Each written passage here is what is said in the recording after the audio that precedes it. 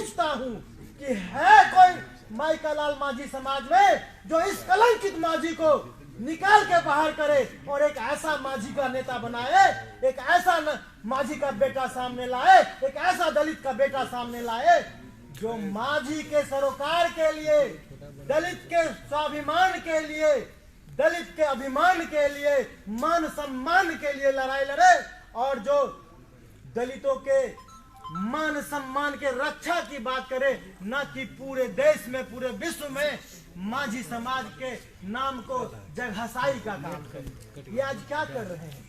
पूरा देश हंस रहा है कि देखो कैसा घृणित व्यक्ति है। जो हिंदू है उसके नाम में भी राम लगा है, वो राम को नहीं मानता। हिंदू है, हिंदू को नहीं मानता, हिंदुस्तान में रहता है लेकिन ब्राह्मण को नहीं जानता, ब्राह्मण को भी गाली देता है। अपने समाज में है, जिस परिवार में पैदा हुआ, जिस समाज में पैदा हुआ, आज उस समाज को भी गाली दे रहा है।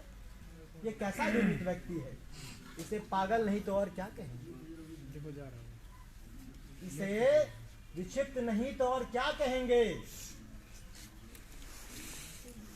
अगर माझी जी सठिया गए हैं तो भैया परिवार से बाहर निकल के साइड हो जाइए। माझी के किसी ऐसे ईमानदार बेटा को जो माझी का हो, उसको मौका दीजिए और देश की अखंडता को बचाने का काम कीजिए।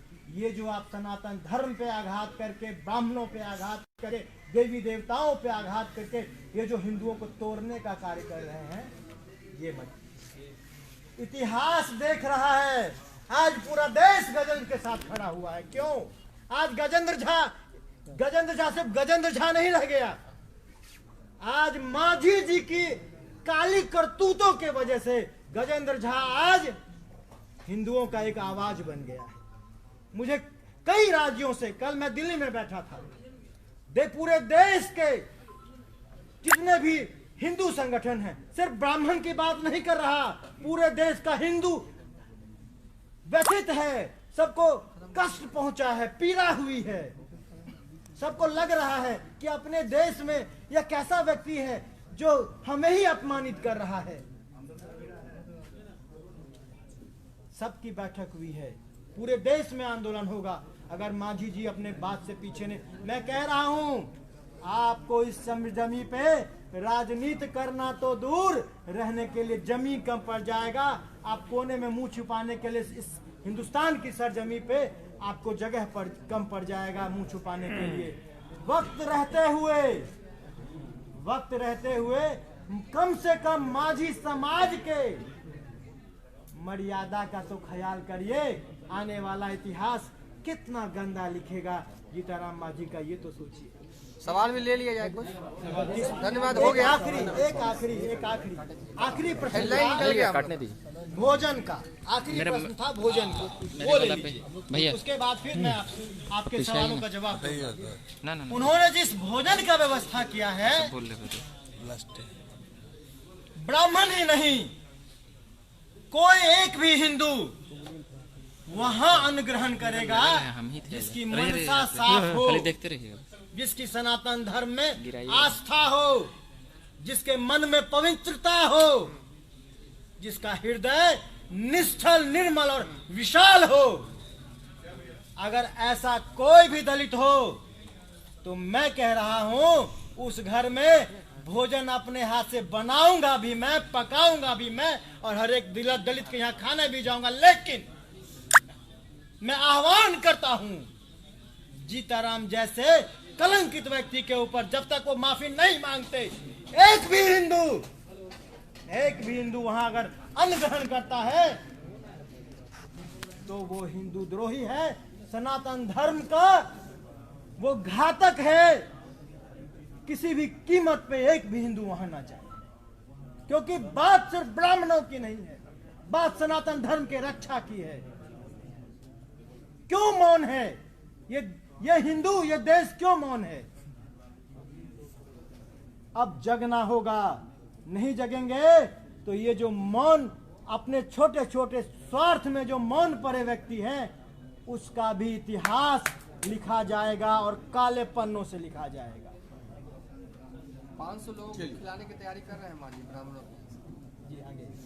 गजेंद्र जी पहला सवाल ये लेते हैं कि आपने जो है स्पॉन्सर्ड बयान की बात कही है, आपने स्पॉन्सर्ड बयान एक एक करके ले लीजिए जी। पहला सवाल ले लेते हैं गजेंद्र, आपने स्पॉन्सर्ड बयान की बात कही है, कौन लोग दीवार आगे पे हैं?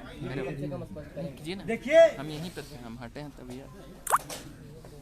सनातन धर्म के विरुद्ध में मोबाइल पीछे की जगह स्पॉन्सर्ड बयान की जो बात है, सनातन धर्म के विरुद्ध में, देवी देवताओं के विरुद्ध में, हिंदुस्तान में रहने वाले हिंदुओं के विरुद्ध में बयान आ रहा है, तो ये कौन लोग होंगे? ये वही हिंदू विरोधी लोग हैं जो देश को टुकड़े टुकड़े करना चाहते हैं, हिंदुस्तान को और हिंदुओं को विखंडित कर देना चाहते हैं। ये वही लोग हैं जो पीछे से स्पॉन्सर्ड करके और हिंदू विरोधी माझी के कान में डाल रहे हैं। ये सिर्फ माझी एम्पलीफायर का काम कर रहे हैं, माइक कहीं और है, जो कंडेंसर माइक है वो कहीं और है। सरकार में शामिल है क्या? सरकार के अंग है क्या? नहीं, बिल्कुल नहीं। ये तो हिंदू विरोधी ताकतें हैं भाई, वो जहाँ से भी आ रही है। ये बेहतर यही होगा। मेरा किसी सरकार, सुनिए मेरी पहली बात सुनिए, इशारा किस ओर है, जिसके साथ हैं या जिसके साथ थे, किस पर इशारा देखिए है मेरा आपका? किसी राजनीतिक पार्टी, आप लोगों को पता होगा, मैं गर्व से कह रहा हूँ कि मैं आज पार्टी से निष्कासित सिपाही हूँ।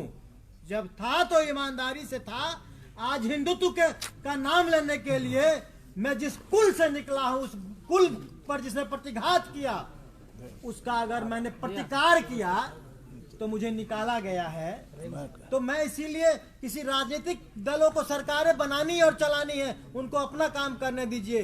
गजेंद्र आज सनातन धर्म के लिए झंडा उठा लिया है, मुझे उस विषय में बात करने दीजिए। ये हिंदू विरोधी ताकतें हैं, चाहे जो भी हो।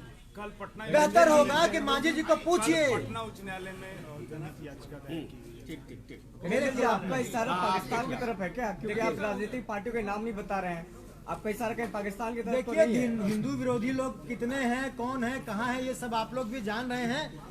देखिए, मेरे खिलाफ जो याचिकाएं दायर की गई, कई जगह से मुझे पता चला है, कई जगह मेरे खिलाफ याचिकाएं दायर की गई हैं। मुझे बार बार धमकी भी मिल रहा है, जान से मारने का, घर से उठा लेने का, कई तरह का सोशल मीडिया पे भी आ रहा है। गजेंद्र का सर अब झुकेगा नहीं, कट जाएगा, ये मंजूर है। डाल दो मुझे काल कोठरी में, अभी तो एक परशुराम खड़ा हुआ है। मुझे हाथ लगा के तो देखो, इस हिंदुस्तान के घर घर से गजेंद्र झा पैदा। बीजेपी ने तो आपको बाहर का रास्ता दिखाया है। अच्छी बात की सर, बहुत अच्छा लगा। लेकिन ये भाजपा को स्वीकार नहीं है, क्यों? बीजेपी ने आपको बाहर का रास्ता क्यों दिखाया है? भारतीय जनता पार्टी एक राजनीतिक दल है।